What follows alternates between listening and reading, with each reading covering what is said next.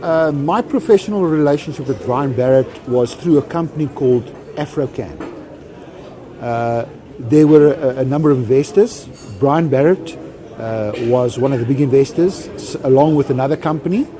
I was approached by Brian Barrett and Rian van der Westhuizen to bring some mining skills to the party in the form of AfroCan's Resources Zambia Limited at that time. They were looking at targets, prospects in Tanzania, and Rian had a geological background. Brian had a sort of financial administration background, but they had no mining skills. And I was to come and be part of the management team that would bring the mining skills to take these projects forward at a stage after the geological investigations were completed and the mining rights and licenses were secured, etc. And as I said, I was approached and asked if I would be part of the team and if I would have the opportunity to buy in to AfroCan's Resources, which I did. I paid across some money and I got shares in the company. So that is where my personal contact with Mr. Barrett sort of started and stopped.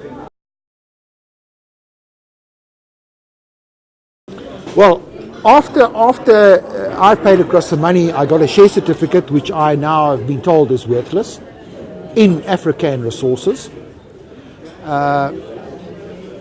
After that, also, I tried to contact Mr. Barrett to find out if we are moving ahead and forward on these Tanzanian projects, but I could never get a straight answer out of him.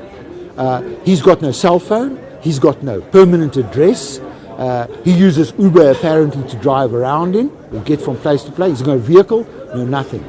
So emails that I send him, I wait for a week or two and then I get an answer, oh yeah, we must try and meet.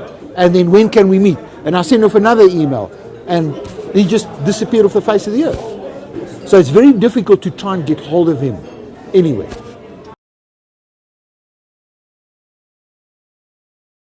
Well, I mean, I put in almost 450,000 rand into that for a stake in the company.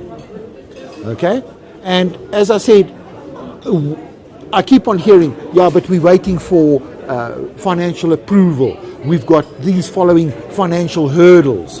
Rian, I know, was working on getting or securing the mining licenses and prospecting licenses and so on, and he was funding that out of his own pocket. And Mr. Barrett was nowhere to be found.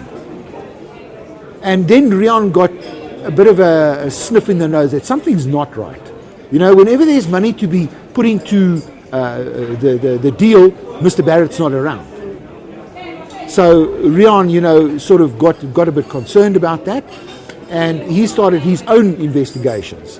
And he got hold of a private investigator to investigate, and the guy came up with nothing on Mr. Barrett. No address, no cell phone number, no vehicle, no assets in South Africa. Nothing. He said it's like this guy never existed. Okay, when I heard the Lily Mine deal is going to go ahead, I actually thought, oh, okay, maybe this is an opportunity to get our money back. Because obviously AfroCan's Resources was going to supply the money to the Lily Mine deal. And then I shared that information with Rian, and he had other articles he shared with me, and we watched with bated breath because we thought, well, if this thing gets signed, then, you know, we're going to get some money out of this. Okay? And then next thing I heard, the whole Lily Mine deal just fell apart. And we're back to square one. And Mr. Barrett's gone. So at the moment, what we're doing is we're talking to the people at Lily Mine, specifically Mr. Rob Devereaux, who is responsible for the business rescue of Lily Mine. We've given him all the information. We've said to him that whatever requires, we will help him investigate, give information, collect information, whatever the case may be. Okay, at the moment, resources at my disposal indicate that Mr. Barrett is sitting in Mauritius.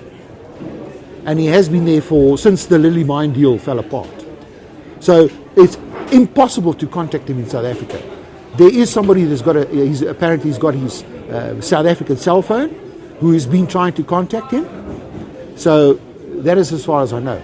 But for me, all I would like to see at the end of the day is this guy has been stopped. Because if you look at the destruction in his wake, I mean, I know of several other investors that he's defrauded. I don't want to divulge any names at the moment because, it's for them to come forward and supply that information. But I would like to see Mr. Barrett stop because he has now just destroyed so many lives. It can't carry on. So I would like to see this guy stopped and that he impacts no more on anybody's life anymore.